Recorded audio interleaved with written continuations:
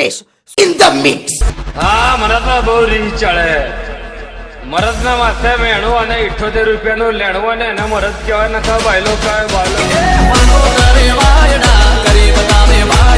બોલીને ફરી જાય